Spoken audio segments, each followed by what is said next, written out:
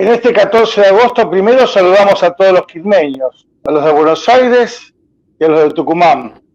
Y qué mejor manera de ver quién nos puede ilustrar, ¿no?, sobre este Quilmes, nuestros antepasados, que Chalo Agnelli, este querido maestro, historiador. Chalo, un placer enorme. Gracias. Bueno, gracias por recibirnos, por estar siempre dispuestos, ¿no?, que esto es lo bueno. Y bueno, a ver, ¿venimos de dónde venimos? No venimos de la cerveza, como algunos todavía piensan. No, yo creo que en los últimos años se ha generado una movida bastante importante de esclarecer eh, la- el lugar de donde somos, de donde nos movemos. Hace poquito, bueno, yo sigo dando charlas ahora por Zoom con escuelas. Hace poco estuve con el Pacelli, ya que el profesor de ellos es miembro de los Quilmeros. Y veo que los chicos saben, se informan, ¿no? Aparte fue una charla muy linda porque como es virtual, las clases de historia estaban en sus casas y las mamás también participaban de la clase, ¿no? Interesadas en esto de nuestra historia. Bueno, ya nuestro origen, como vos bien dijiste, proviene de un pueblo del noroeste, ¿no? O sea, la primera fundación de Quilmes, eh, en el sentido demográfico, los fundadores fueron dos pueblos de nuestro, de nuestro país del noroeste, los Quilmes y los acarianos. Nunca hay que olvidar a los acarianos.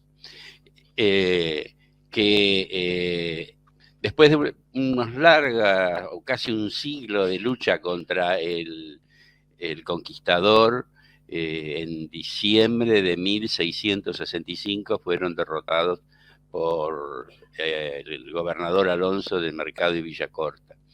Uh-huh.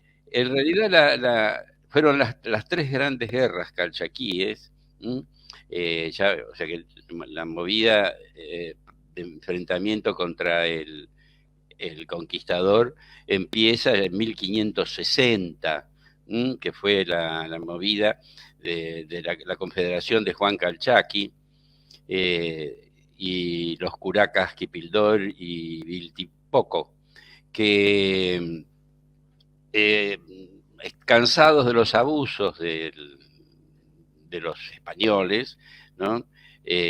Invaden las ciudades de Cañete, Córdoba de Calchaquí y la famosa ciudad de Londres.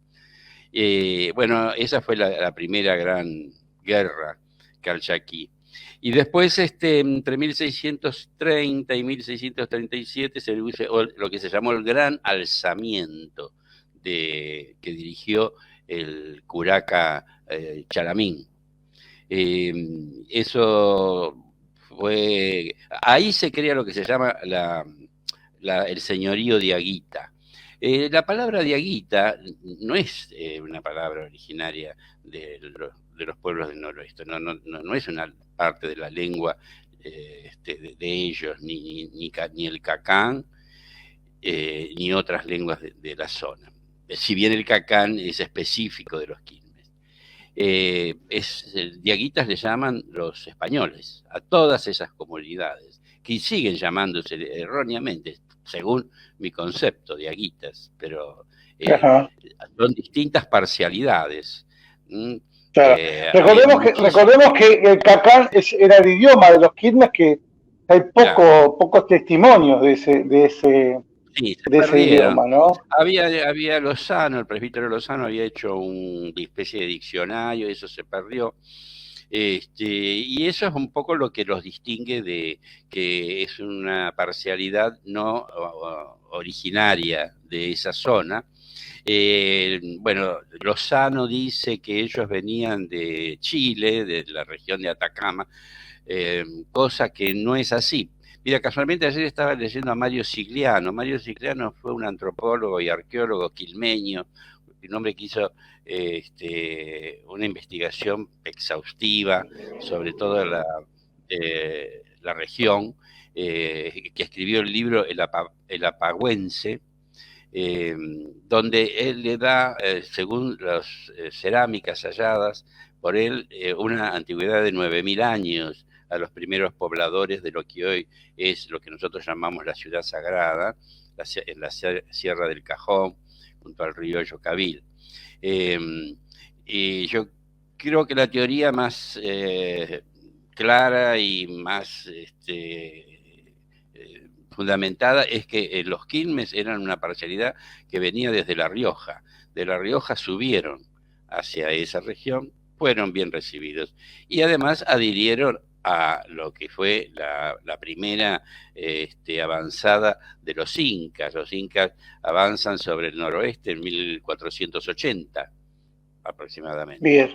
O sea que, Bien, sí, vos decís que en 1565, bueno, fueron derrotados, así es. pero bueno, yo sé que a mí la palabra la palabra derrotado no me gusta, y discúlpame, ¿no? Sí. Porque dejo una puerta abierta, una ventana abierta, porque muchos se quedaron, no se entregaron, ¿no?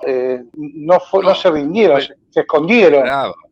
Sí, fue muy bravo. Bueno, pero claro, y ellos son los que luego vuelven a esas tierras.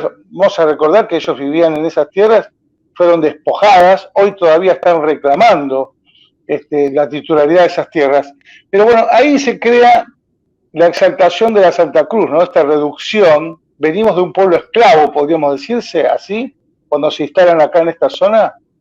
Sí, era una esclavitud, una especie de esclavitud. Si bien tenían prebendas distintas que otras reducciones, la reducción de la Santa Cruz de los Quilmes era la segunda reducción. Estaba la de Varadero, que había creado hernandarias con parcialidades menguá o cuerandíes. Esa fue la primera reducción. O sea que Quilmes es la segunda población en la provincia de Buenos Aires y la única que tiene el nombre, la toponimia de un pueblo originario, la misma toponimia que un pueblo originario. Hay muchas ciudades y pueblos que tienen nombres aborígenes, ¿no? Pero no la toponimia como tenemos nosotros. O sea que nos dieron toponimia y gentilicio, porque... ¿Cómo fueron esos primeros años? ¿Cómo fueron esos primeros años de los Quilmes acá? Fueron terribles porque imagínate que ellos venían de una cultura totalmente distinta, de una geografía totalmente distinta. El clima de ellos es un clima seco, el nuestro es un clima húmedo, hay lluvias durante 200 días del año, allá llueve, qué sé yo, 5 días, ¿no? En un pueblo donde yo estuve, no me recuerdo ahora, quiera que hay un cartel que dice, acá llueve 5 días del año, ¿no? En la plaza está. En La Malcha. Sí, Amalcha queda pegado a Quilmes, sí. Es un lugar muy seco, el día es cálido, es fría la noche, acá las bajas temperaturas en invierno son bastante bravas comparadas con las de ellas durante todo el día, no solo a la noche. El alimento, ¿no? Vos fíjate que el alimento de ellas eran la papa, el zapallo, la quinoa, el chañar, y los alimentos acá, ¿qué era?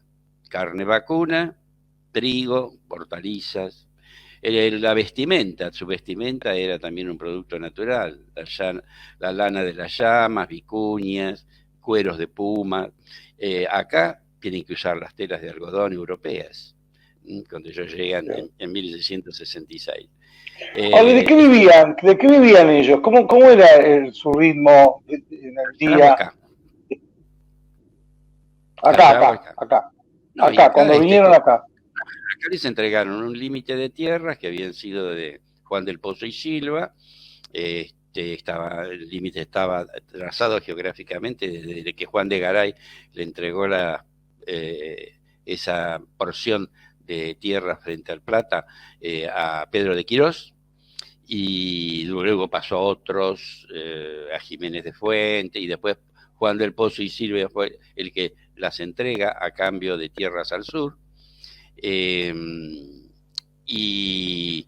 O sea, tuvieron que adaptarse a la agricultura y a la ganadería. ¿no? Lo cual era muy difícil. Recordemos que no había alambrados, ¿no? Hay en el Archivo General de la Nación hay algunos documentos que muestran las peleas que tenían con los terratenientes de los alrededores porque dejaban su ganado, sobre todo los gaetes que tuvieron varios entredichos con los quilmes y denuncias que hicieron los quilmes porque ellos hacían pastar a su ganado precisamente en las plantaciones de los Quilmes. Ahora, Chalo, pasaron 150 años, en 1812 el triunvirato considera al pueblo libre, y ahí ocurrió otro hecho, que vuelven a despojarse las tierras, ¿no? Esto lo resaltabas vos hace poco en Radio Quilmes. Sí, ¿Cómo sí, fue eso? esa fue la segunda, esa fue una intención con la excusa de que tenían que ser pueblos libres, que tenían que ser, aunarse al el nuevo sistema libertario que generó la gesta emancipadora. Entonces había que hacer desaparecer todo lo que eran instituciones coloniales. Pero no tuvieron en cuenta que estas tierras eran una encomienda real. Esto no era una encomienda como cualquiera de las otras encomiendas, como la de Varadero o las del noroeste. Esta era una encomienda real, que fue una preventa especial que le dieron a los Quilmes. El encomendero de los Quilmes era el rey, ¿no? El tributo lo debían pagar directamente al rey, no había un encomendero. Juan del Pozo y Silva no fue encomendero de los Quilmes. O sea que ese fue el segundo expolio. Primero les quitaron las tierras de allá, como vos decís, ¿no? Que todavía están discutiendo y peleando por la recuperación de esas tierras. Y después les quitaron las de acá. Si bien a los que habitaban tenían su propiedad y residían en la zona, los respetaron, ¿no? Hay un documento de don Luis Otamendi que señala, y está publicado en mi blog, en qué lugar permanecieron ellos, qué porciones o manzanas o chacras conservaron, algunos de ellos. Pero toda la propiedad, todo lo que había sido la reducción, el territorio de la reducción, le pertenecía a ellos, ¿no? Y sin embargo, Santiago Rivas, que es el cura encomendero en ese momento, ya en 1806 empieza a hacer un tratado con Liniers para hacer que estas tierras se subdividir y venderse. O trabajarlas también los blancos, porque no solamente, y los españoles, no fueran solo propiedad de los Quilmes o de sus descendientes. Chalo, me quedaría escuchándote todo el día, pero bueno, lamentablemente no podemos.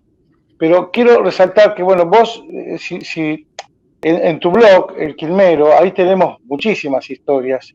Y con respecto a los libros, ¿qué es lo que recomendás vos si alguien quiere profundizar en la historia de Quilmes? Mira, en los libros últimos nosotros que hemos hecho los Quilmeros, la agrupación nuestra, que son los tres últimos que sacamos, en todos hay alguna nota sobre los Quilmes. En el último, Mónica Cereda, ya que en el último somos 14 autores, todos siempre escribimos sobre Quilmes. En el primero, bueno, está el tema de las tres guerras calchaquíes, y después que fue el que se hizo en el 2016, y en el último que hicimos el año pasado, que todavía nunca se pudo presentar, 14 miradas, que se trata el tema de las injusticias que te dije recién. Mónica Cereda escribió un artículo sobre las injusticias que se cometieron con los Quilmes, ¿no? Avasallando sus derechos, ¿no? Hay un artículo también sobre que escrito por Alejandro Re en el primero de nuestros libros, que es sobre los acarianos, que nunca se tuvieron en cuenta. Y después yo he publicado también sobre Isabel Payamay, ¿no? La figura de esa cacica, y de otras mujeres que se han levantado, han reclamado sus derechos que les correspondían por su prerrogativa de ser una encomienda real.